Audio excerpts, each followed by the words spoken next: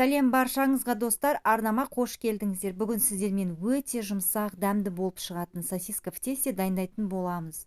Видеоны соңына дейін қарап, лайк басып, комментарий жазуды ұмытпаңыздар. Ең алдымен біз ыдысқа жылы су құямыз, үстіне тұз, шекер салып, жақсылап араластыратын боламыз. Келесі кезекте ашытқымызды салып, тағы да жақсылап араластырып, үстіне ұнымызды електен өткізіп, екіге бөліп қосатын боламыз.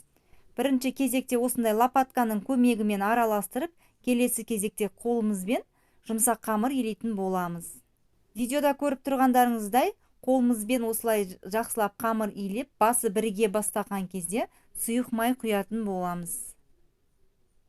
Қамырымыз өте жұмсақ болып шығады. Енді бетін жауып, жылы жерге ашығанша қоятын боламыз. Міне қамырымыз ашып шықты. Енді қамырды ыдыстан алып, ұн себе отырып, оқтаудың көмегімен 4 бұрышты етіп жаятын боламыз. Құрметті қыз келіншектер, менің арнама тіркелмеген болсаңыздар, тіркеліп, лайк басып, комментарий жазып, қазақша контенттің дамуына өз үлестеріңізді қоса отырыңыздар.